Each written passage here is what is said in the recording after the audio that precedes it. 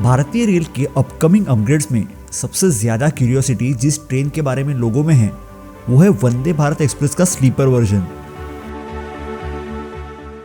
Back in 2017 जब सबसे पहले वंदे भारत रेक का प्रोडक्शन आईसीएफ में शुरू था, जब उसे T18 या ट्रेन 18 नाम से जाना जा रहा था, उसी वक्त से ये खबर भी हुआ करती थी कि इसके इम्प्लीमेंटेशन के बाद इसके स्लीपर वर्जन यानी T20 या ट्रेन 20 पर भी काम किया जाएगा। कोविड जैसे पैंडेमिक और काफ़ी सारे रीजंस के चलते ये प्रोडक्शन डिले ज़रूर हुआ, लेकिन देर आए दुरुस्त आए। वंदे भारत स्लीपर ट्रेन ना सिर्फ नॉर्मल वंदे भारत की स्लीपर वर्जन होगी, बल्कि काफ़ी एडवांस और स्लीक डिज़ाइन की होगी। ऐसा क्यों? क्योंकि वंदे भारत स्लीपर का production third party manufacturing firms द्वारा किया जा रहा है। फिलहाल अगर हम 2025 में देखें तो 3 अलग फर्म्स को वंदे भारत स्लीपर ट्रेन के अपने अपने प्रोटोटाइप्स बनाने बोले गए हैं।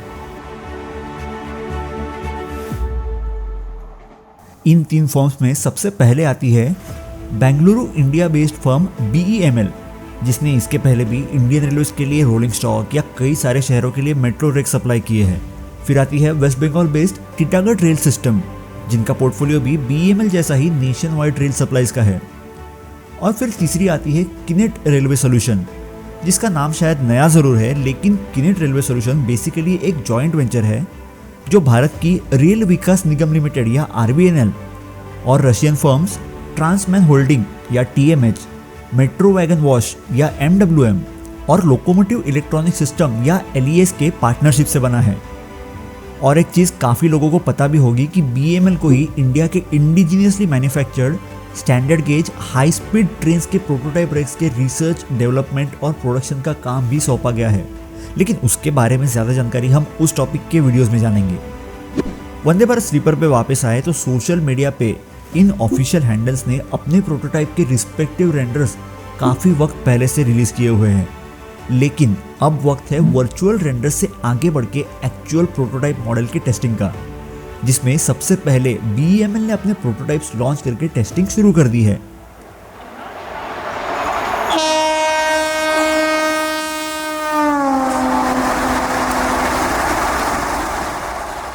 इसके पहले रेक की टेस्टिंग जनवरी 2025 में शुरू हुई थी और दूसरे रेक की टेस्टिंग अक्टूबर 2025 में। इसी दूसरे रेक को 180 kmph पे टेस्ट करने के बाद पहले रेक जैसे ही COCR ट्रायल्स के लिए मुंबई अहमदाबाद रूट पे लाया गया।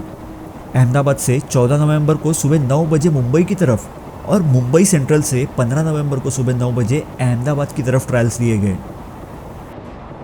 हाल ही में सोशल मीडिया पे, स्पेसिफिकली ट्विटर पे, कुछ अफवाहें ऐसे भी फैली थी कि इसके पहले रेक को कंप्लीटली अनफिट डिक्लेयर करके परमानेंटली स्क्रैप किया जाने वाला है, लेकिन रेलवेज के ऑफिशियल हैंडल्स के द्वारा ऐसी किसी भी न्यूज़ को नकारते हुए ये कहा गया कि ये फर्स्ट रेक अपने शेड्यूल टेस्ट क्लियर कर चुका है। अब इन दोनों प्रोटोटाइप रेक्स का अप्रूवल कब होता है, ये कौन से रूट पे चलाई जाएगी, बाकी 2 कंपनीज की ट्रेन्स कब आएंगी, ये तो हमें आने वाले समय में ही पता चलने वाला है। लेकिन इन ट्रेनों की सर्विस में आने से हमें लॉन्ग डिस्टेंस ट्रैवल भी वंदे भारत एक्सप्रेस वाले मॉडर्न और प्रीमियम वर्जन्स में करने मिलेंगे। अब आपकी राय में ये प्रीमियम ट्रेन्स किस रूट पे चलाई जानी चाहिए, कमेंट करके ज़रूर बताइए। आशा करता हूँ कि ये वीडियो आपको पूरी तरह से समझ में और पसंद आया हो। मिलेंगे ऐसे ही किसी इन्फॉर्मेटिव वीडियो में। तब तक जय हिंद, जय महाराष्ट्र।